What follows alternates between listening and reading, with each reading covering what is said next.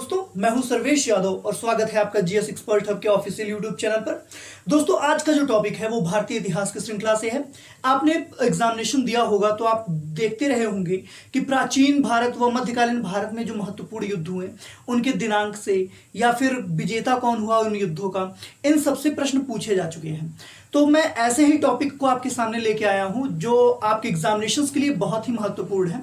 तो वीडियो को पूरा देखिए क्योंकि बहुत ही बेहतरीन वीडियो है आपके लिए और आपके एग्जामिनेशंस के लिए बहुत ही अच्छी साबित होगी। क्योंकि आज का जो टॉपिक है वो है हमारा प्राचीन एवं मध्यकालीन भारत के प्रमुख युद्ध। मैं सिर्फ उन्हीं युद्धों की बात करूंगा जो एग्जामिनेशंस में पूछे जाते हैं और जिनसे एग्जामिनेशंस में प्रश्न बनने की संभावना होती है। दोस्तों, तो जुड़े रहिए और लोगों को जोड़ते रहिए। सबसे पहले आप हेडिंग डाल लीजिएगा, प्राचीन एवं मध्यकालीन भारत के प्रमुख युद्ध। उसके बाद आप जिस तरह मैंने यह फॉर्मेट तैयार किया है सेम इसी तरह आप भी फॉर्मेट बना लीजिए। एक तरफ लिखिए युद्ध का नाम, दूसरी तरफ लिखिए दिनांक या वर्ष, फिर लिखिए किनके मध्य युद्ध हुआ और विजेता के बारे में। ठीक है दोस्तों, यह फॉर्मेट बना लीजिए, फिर हम एक एक करके सभी युद्धों के बारे में देख लेते हैं। ये एक एक करके हम हर युद्धों के बारे में देख लेते हैं दोस्तों। तो हमारा जो पहला प्राचीन भारत का प्रमुख युद्ध है दोस्तों, वह है हाइडेस्पीज का युद्ध। इस युद्ध के बारे में आप सब जानते ही होंगे कि हाइडेस्पीज का जो युद्ध हुआ वह सिकंदर और राजा पोरस के बीच में यानी राजा पुरु के मध्य हुआ था। ठीक है, और इस युद्ध में सिकंदर जीत तो गया था लेकिन राजा पुरु के शौर्य को देखकर वह उनसे बहुत ही प्रभावित हुआ था और उनका राज्य उसने उन्हें लौटा दिया था। तो देख लेते हैं दोस्तों हाइडेस्पीज का युद्ध कब हुआ। तो हाइडेस्पीज का जो युद्ध हुआ था दोस्तों वह 326 ईसा पूर्व हुआ था। जैसे मैं लिख रहा हूं इसको नोट करते हुए चलिएगा क्योंकि बहुत ही महत्वपूर्ण है दोस्तों। किसके किसके मध्य हुआ था तो आप लिख लीजिए इसके लिए, सिकंदर जो कि मकदूनिया के शासक राजा फिलिप का बेटा था और राजा पुरु के मध्य। किसके मध्य हुआ? सिकंदर और राजा पुरु के मध्य। विजेता कौन था दोस्तों इस युद्ध का? इस युद्ध का विजेता था सिकंदर। और आप सभी जानते हैं सिकंदर ने अपनी महत्वाकांक्षा के बल पर पूरे विश्व को अपने आगे नतमस्तक कर दिया था। ठीक है, अगला दोस्तों जो महत्वपूर्ण युद्ध है वह है कलिंग का युद्ध। और इस युद्ध के बारे में आप सभी जानते हैं कि कलिंग का जो युद्ध हुआ दोस्तों वह 261 ईसा पूर्व हुआ और अशोक के शासनकाल के 8वें वर्ष हुआ। लेकिन दोस्तों यह युद्ध अशोक के और कलिंग के राजा के मध्य हुआ था और उस समय जो कलिंग का राजा था उसका कोई प्रमाणित नाम नहीं मिलता है, लेकिन ऐसा माना जाता है कि कलिंग का राजा उस समय नंद था। तो यह युद्ध जो हुआ था वह अशोक और राजा नंद के मध्य हुआ था। इसको भी नोट कर लीजिए, अशोक व नंद के मध्य, जो कि कलिंग का शासक था। और इस युद्ध का विजेता कौन हुआ दोस्तों? इस युद्ध का विजेता जो हुआ वह था अशोक। लेकिन इस युद्ध के परिणाम को देखकर अशोक इतना द्रवित हो उठा, इतना ज्यादा भावुक हो उठा कि उसने अहिंसा का मार्ग अपना लिया और बौद्ध धर्म को अपने अंदर आत्मसात कर लिया। कलिंग का युद्ध का जो परिणाम था दोस्तों वो वाकई में बहुत ही भयावह था। इसीलिए इस एक युद्ध से संबंधित प्रश्नों को एग्जाम में पूछा जाता है। तो याद रखिएगा कि कलिंग का युद्ध 261 ईसा पूर्व हुआ जो अशोक व राजा नंद के मध्य हुआ। नंद कलिंग का शासक था और इसके विजेता थे अशोक। अगला जो युद्ध है दोस्तों रावर का युद्ध है और रावर का युद्ध जो हुआ वह 712 ईस्वी में हुआ। यदि आपको याद हो दोस्तों तो अरब देश का जो प्रथम आक्रमण भारत पर हुआ वह रावर का युद्ध ही था। उस समय सिद्ध प्रांत का जो शासक था वो राजा दाहिर था और मोहम्मद बिन कासिम का यही आक्रमण राजा दाहिर के साथ होता है जिसमें राजा दाहिर पराजित होते हैं और प्रथम आक्रमण अरबियों का सफल होता है भारत में। तो यह युद्ध किसके मध्य हुआ दोस्तों? यह भी लिख लीजिए, यह युद्ध हुआ मोहम्मद बिन कासिम व मोहम्मद बिन कासिम व सिद्ध प्रांत के शासक दाहिर के मध्य। ठीक है दोस्तों, यह युद्ध किसके किसके मध्य हुआ? यह युद्ध हुआ मोहम्मद बिन कासिम व दाहिर के मध्य। ठीक है, और इस युद्ध का जो विजेता था वह कौन था दोस्तों? इस युद्ध का विजेता था मोहम्मद बिन कासिम। और आप सभी जानते हैं मोहम्मद बिन कासिम के भारत आगमन का मुख्य उद्देश्य सिर्फ लूटपाट करना था, ना कि शासन करना। ठीक है दोस्तों। तो इस बात ये भी कभी कभी एग्जामिनेशन में प्रश्न पूछ लिया जाता है कि मोहम्मद बिन कासिम ने किस उद्देश्य के चलते भारत पर आक्रमण किया। तो आप याद रखिएगा कि मोहम्मद बिन कासिम ने सिर्फ भारत की धन संपदा को देखकर इसको लूटने के उद्देश्य से भारत पर आक्रमण किया। इसको नोट कर लीजिए दोस्तों। फिर हम बढ़ते हैं पेशावर के युद्ध की तरफ। आपको याद होगा कि यह युद्ध महमूद गजनवी और राजा जयपाल के मध्य हुआ। कब हुआ था दोस्तों? तो यह युद्ध हुआ था 1001 ईस्वी में। यह सभी युद्ध महत्वपूर्ण है दोस्तों। पेशावर का युद्ध महमूद गजनवी और जयपाल के मध्य हुआ था, इसलिए भी यह युद्ध बहुत ही महत्वपूर्ण दृष्टिकोण रखता है दोस्तों। तो यह युद्ध किसके मध्य हुआ? महमूद गजनवी और राजा जयपाल के मध्य। महमूद गजनवी और राजा जयपाल के मध्य। इस युद्ध का विजेता कौन निकला दोस्तों? इस युद्ध का विजेता महमूद गजनवी। और यह जो भी विदेशी भारत पर आक्रमण करके सफल होते गए दोस्तों, यह सिर्फ और सिर्फ भारत में आपसी राजाओं के मध्य आपसी मतभेद की वजह से होते गए। एक राजा ने दूसरे राजा का सहयोग नहीं किया, जिसकी वजह से विदेशी आक्रमणकारी भारत पर प्रभावी होते चले गए। भारत को लूटा उन्होंने और लूटकर वापस चले गए। तो यह सब हमारे देश की कमियां रह चुकी हैं दोस्तों। अगला जो युद्ध है दोस्तों, बहुत ही प्रचलित युद्ध है तराइन का प्रथम युद्ध। आप सभी इस युद्ध के बारे में भली भांति जानते होंगे कि तराइन का प्रथम युद्ध मोहम्मद गोरी और पृथ्वीराज चौहान के मध्य हुआ था। इस युद्ध में पृथ्वीराज चौहान ने मोहम्मद गोरी को परास्त किया था, लेकिन इससे पहले भी मोहम्मद गोरी ने पृथ्वीराज चौहान पर 17 बार आक्रमण किए, लेकिन पृथ्वीराज चौहान ने उसके प्रत्येक आक्रमण को हर बार परास्त किया और उसे मुक्त कर दिया, क्योंकि हमारे यहाँ की रीति है कि हम निहत्थों पर वार नहीं करते। और उसी विचार के चलते पृथ्वीराज चौहान ने हर बार मोहम्मद गोरी को माफ किया, जिसका परिणाम यह हुआ कि तराइन के द्वितीय युद्ध में पृथ्वीराज चौहान को हार का सामना करना पड़ा। तो आइए देख लेते हैं दोस्तों तराइन के प्रथम युद्ध के बारे में। तो तराइन का जो प्रथम युद्ध हुआ वह 1191 ईस्वी में हुआ। किसके मध्य हुआ दोस्तों? तो बहुत ही प्रचलित है, पृथ्वीराज चौहान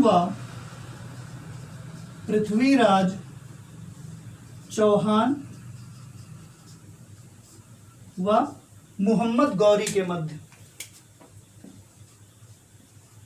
मोहम्मद गौरी के मध्य। इस युद्ध का विजेता कौन था दोस्तों? तो आप सब भली भांति जानते हैं, इस युद्ध के विजेता थे पृथ्वीराज चौहान।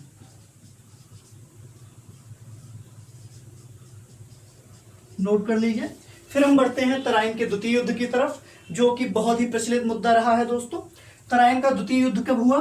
1192 ईस्वी में। और यह युद्ध भी किसके मध्य लड़ा गया दोस्तों? यह युद्ध भी पृथ्वीराज चौहान व मोहम्मद गौरी के मध्य लड़ा गया था। पृथ्वीराज चौहान व मोहम्मद गौरी के मध्य।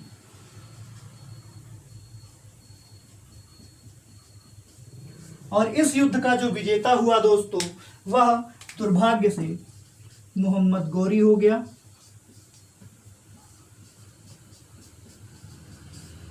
ठीक है दोस्तों, नोट कर लीजिए। फिर हम 7वें युद्ध को देखते हैं दोस्तों। इतनी बातें नोट कर लीजिए। जो युद्ध है दोस्तों वह है चंदावर का युद्ध। और आप सभी जानते हैं चंदावर का युद्ध मोहम्मद गोरी और राजा जयचंद के मध्य हुआ। यह वही जयचंद थे दोस्तों जिन्होंने पृथ्वीराज चौहान को धोखा देकर मोहम्मद गोरी का साथ दिया था और अपने लाभ के लिए इन्होंने अपने देश के साथ गद्दारी की थी, और इसका परिणाम इनको अगले युद्ध में मिल गया जो मोहम्मद गोरी के साथ था। तो चंदावर का युद्ध जो हुआ दोस्तों वह हुआ था 1194 ईस्वी में, और यह युद्ध हुआ था मोहम्मद गोरी और जयचंद के बीच। परिणाम आप सभी को पता है कि मोहम्मद गोरी और जयचंद के मध्य जो युद्ध हुआ, यानी कि चंदावर का युद्ध, उसके जो विजयी थे वह थे मोहम्मद गोरी। तो इस बात को नोट कर लीजिए दोस्तों। इस युद्ध का जो विजेता था दोस्तों वह था मोहम्मद गोरी। और एक बात तो सही है कि जो जैसा करता है वैसा ही भरता है। यदि आप अपने देश के प्रति अपनी निष्ठा नहीं प्रदर्शित कर सकते हैं तो उसका भी परिणाम आपको ही भोगना पड़ता है दोस्तों। ठीक है, फिर आते हैं हम सबसे महत्वपूर्ण युद्ध, पानीपत का प्रथम युद्ध। यह बहुत ही ज्यादा प्रचलित युद्ध था दोस्तों, और यह किसके मध्य हुआ इसके बारे में भी आप जानते हैं। यह बाबर और इब्राहिम लोदी के मध्य लड़ा गया था, और इस युद्ध के बाद ही भारत में मुगल साम्राज्य की स्थापना प्रारंभ हो गई दोस्तों। तो इस युद्ध को जरूर याद रखिएगा। आज तक कई एग्जामिनेशंस में यह प्रश्न पूछा जा चुका है कि पानीपत का प्रथम युद्ध कब हुआ, तो आपका उत्तर है दोस्तों 21 अप्रैल 1526। कब हुआ पानीपत का एक प्रथम युद्ध दोस्तों, तो 21 अप्रैल 1526 ईस्वी में। और किसके किसके मध्य हुआ, तो आप सभी जानते हैं कि यह युद्ध लड़ा गया था बाबर व इब्राहिम लोदी के मध्य। इब्राहिम लोदी उस समय दिल्ली के शासक थे, और इब्राहिम लोदी के पराजय के बाद ही भारत में सल्तनत काल और मुगल साम्राज्य की स्थापना हुई दोस्तों। और इस युद्ध के जो विजेता थे वह कौन थे, बाबर। नोट कर लीजिए। फिर हम बढ़ते हैं दोस्तों खानवा के युद्ध की तरफ। खानवा का युद्ध भी बहुत ही प्रचलित युद्ध था, और यह युद्ध लड़ा गया दोस्तों 17 मार्च 1527 ईस्वी। 17 मार्च 1527 ईस्वी। अब सबसे बड़ा प्रश्न कि 17 मार्च 1527 ईस्वी जो खानवा का युद्ध हुआ वह किसके मध्य लड़ा गया, तो दोस्तों यह युद्ध लड़ा गया था बाबर व राणा सांगा के मध्य। राणा सांगा ने भी बहुत ही बहादुरी के साथ बाबर का सामना किया। भले ही वह पराजित हुए, लेकिन उनके शौर्य को भारत कभी भूलेगा नहीं। और इस युद्ध का जो विजेता था दोस्तों वह था बाबर। फिर हम बढ़ते हैं चंदेरी के युद्ध की तरफ, और चंदेरी का जो युद्ध हुआ दोस्तों वह हुआ 1528 ईस्वी में। और यह युद्ध भी लड़ा गया किसके मध्य, बाबर व मेदिनी राय के मध्य। बाबर व मेदिनी राय के मध्य। और आप सभी जानते हैं इस युद्ध का परिणाम क्या था। इस युद्ध का जो विजेता हुआ दोस्तों वह पुनः बाबर हुआ। और यह सब जो आप देख रहे हैं, बाबर लगातार विजयी होता जा रहा है दोस्तों, इसका सिर्फ एक कारण था, आपसी राजाओं, भारत के जो राजा थे उनके बीच आपसी भेदभाव, मनमुटाव। इसकी वजह से ही ये जो विदेशी थे, जो विदेशी आक्रमण हुए वो भारत में सफल हुए, अन्यथा इनका कोई औचित्य नहीं था दोस्तों। अगला देखते हैं घाघरा का युद्ध। तो घाघरा का जो युद्ध हुआ दोस्तों वह हुआ था 6 मई 1529। नोट कर लीजिए, 6 मई 1529 ईस्वी। घाघरा का युद्ध हुआ 6 मई 1529 ईस्वी। और यह युद्ध किसके मध्य लड़ा गया, तो यह युद्ध लड़ा गया बाबर और महमूद लोदी के मध्य। बाबर व महमूद लोदी के मध्य। और आप सभी जानते हैं पुनः विजेता कौन होगा, अगेन विजेता है बाबर। उसने हर मौके का फायदा उठाया और भारतीय शासकों को पराजित किया दोस्तों। इसको नोट कर लीजिए। फिर हम बढ़ते हैं 12वें युद्ध की तरफ, जो कि है दौराह का युद्ध। 12वां जो युद्ध है दोस्तों वह है दौराह का युद्ध। और दौराह का युद्ध जो हुआ था वह हुआ था 1532 ईस्वी में। 1532 ईस्वी में। अब सबसे बड़ा सवाल कि दौराह का जो युद्ध हुआ वह किसके मध्य हुआ, तो दोस्तों दौराह का जो युद्ध हुआ वह हुमायूं व महमूद लोदी के मध्य हुआ। हुमायूं व महमूद लोदी के मध्य। और विजय कौन हुआ, आप सभी को पता है, बाबर का ही पुत्र हुमायूं था। तो जीतेगा कौन, हुमायूं, क्योंकि जेनेटिक प्रभाव भी तो पड़ता है दोस्तों, बस वही है। दौराह का युद्ध 1532 ईस्वी में हुमायूं व महमूद लोदी के मध्य, विजेता निकला हुमायूं। अगला जो युद्ध है दोस्तों चौसा का युद्ध है। और चौसा का युद्ध से पता नहीं कितने एग्जामिनेशंस में प्रश्न पूछे जा चुके हैं दोस्तों। तो जो चौसा का युद्ध हुआ दोस्तों वह हुआ 1539 ईस्वी में। और यह युद्ध लड़ा गया था हुमायूं व शेरशाह सूरी के मध्य। नोट कर लीजिए, चौसा का युद्ध हुमायूं व शेरशाह सूरी के मध्य हुआ। अब आप बताइए कि हुमायूं और शेरशाह सूरी में चौसे के युद्ध में विजेता कौन हुआ दोस्तों। और आप सभी जानते हैं इस युद्ध का जो परिणाम आया वह शेरशाह सूरी के पक्ष में आया और शेरशाह सूरी चौसा के युद्ध का विजेता घोषित हो गया। कारण हुमायूं को चाहने वालों ने धोखा दे दिया। ठीक है, और धोखे का प्रचलन हमेशा से रहा है, तो जब धोखा मिलेगा तो दूसरा कोई शासन कर ही जाएगा। अगला है दोस्तों बिलग्राम का युद्ध। और बिलग्राम कहाँ है? कन्नौज में। और बिलग्राम का जो युद्ध हुआ दोस्तों वह भी हुमायूं और शेरशाह सूरी के मध्य ही हुआ, लेकिन इसका जो परिणाम था वह भी शेरशाह सूरी के पक्ष में ही गया दोस्तों। ठीक है, तो लिख लीजिए कि जो बिलग्राम का युद्ध हुआ वह 1540 ईस्वी में हुआ। किसके मध्य? हुमायूं व शेरशाह सूरी के मध्य। हुमायूं व शेरशाह सूरी के मध्य। विजेता कौन हुआ? विजेता दोबारा शेरशाह ही निकला। और एक बार जब आप कोई युद्ध जीत जाते हैं दोस्तों तो कॉन्फिडेंस लेवल हमेशा हाई हो जाता है। जैसे आपका ही कोई एग्जाम एक निकल जाए तो आप सभी एग्जामिनेशंस को क्रैक करने की पावर रखते हैं। सेम उसी प्रकार शेरशाह सूरी चौसा का युद्ध जीता और साथ ही साथ कन्नौज में बिलग्राम का युद्ध भी जीता दोस्तों। इसके बाद देखते हैं जो अगला युद्ध है वह है सरहिंद का युद्ध। और सरहिंद का युद्ध सिकंदर शाह और हुमायूं के मध्य लड़ा गया था। कब लड़ा गया? 1555 ईस्वी में। किसके मध्य? हुमायूं व सिकंदर शाह के मध्य। हुमायूं व सिकंदर शाह के मध्य। किसके मत में या किसके पक्ष में रिजल्ट गया? तो यह परिणाम गया हुमायूं के पक्ष में और हुमायूं सरहिंद के युद्ध का विजेता घोषित हो गया। मुकुट जो आया वह हुमायूं के सर पे आया। अगला जो युद्ध है दोस्तों पानीपत का द्वितीय युद्ध। यह भी युद्ध बहुत ही महत्वपूर्ण है एग्जामिनेशंस की दृष्टि से और यह युद्ध हुआ था 1556 ईस्वी में दोस्तों।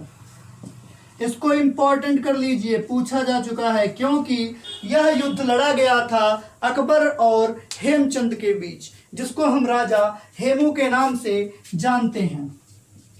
तो लिख लीजिए कि पानीपत का द्वितीय युद्ध अकबर व हेमू के मध्य हुआ और इस युद्ध का विजेता अकबर हुआ।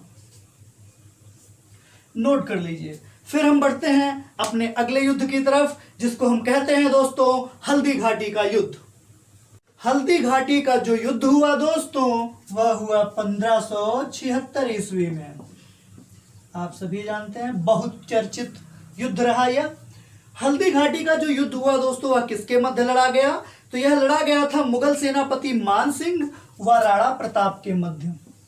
राणा प्रताप ने बहुत ही बहादुरी के साथ मुगल सेना का सामना किया और हंसते हंसते वीर गति को प्राप्त कर लिए, पर उन्होंने अपने हक के लिए लड़ने के लिए लोगों को जागरूक कर दिया दोस्तों। तो यह युद्ध जो हुआ था वह हुआ था मुगल सेनापति मान सिंह व राणा प्रताप के मध्य। इसमें विजेता कौन हुआ? तो मुगल। अब चाहे मुगल सेनापति कहिए या मुगल सेना कहिए, ठीक है दोस्तों। इसके जो विजेता हुए मान सिंह हुए।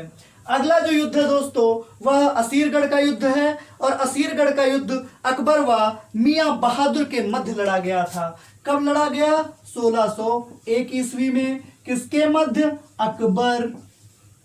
अकबर कौन था? हुमायूं का लड़का था, बहुत प्यारा सा छोटा सा।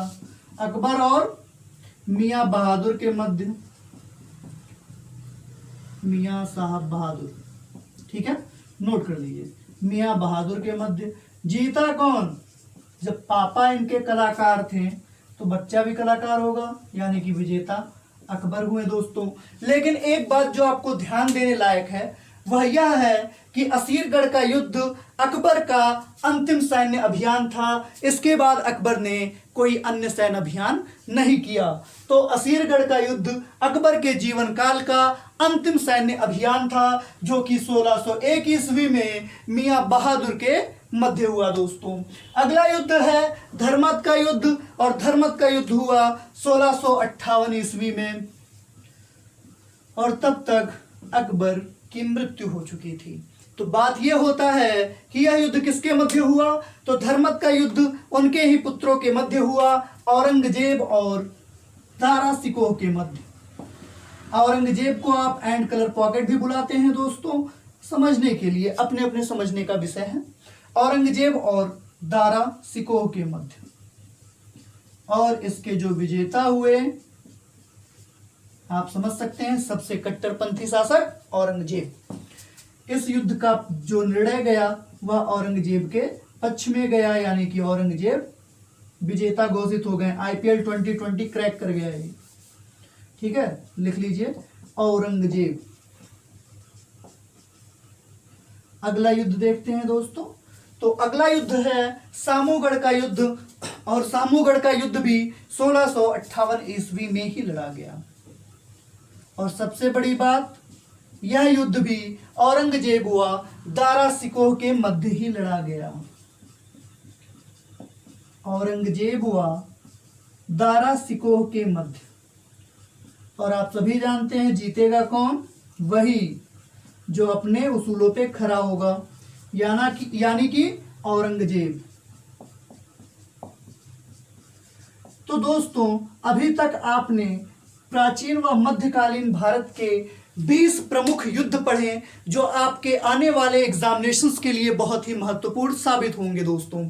इसके बाद मैं आपके लिए मध्यकालीन भारत के बाद यानी आधुनिक भारत में जो प्रमुख युद्ध हुए, चाहे वह 1707 ईस्वी से लेकर 1947 तक का युद्ध हो, इसकी पूरी वीडियो मैं अपलोड करूंगा। और जितनी भी बातें मैंने आपको बताई इस वीडियो में, वह सभी इंपॉर्टेंट हैं। आप इसको पढ़ लीजिएगा, बहुत ज्यादा नहीं, 15-20 मिनट का समय लगेगा आपका, लेकिन इससे बाहर एग्जामिनेशन में कुछ भी नहीं पूछा जाएगा। तो दोस्तों, यदि आपको वीडियो अच्छी लगी हो तो लाइक करिए, शेयर करिए, और अधिक से अधिक लोगों को हमारे साथ जोड़ने का प्रयास करिए। बहुत बहुत धन्यवाद।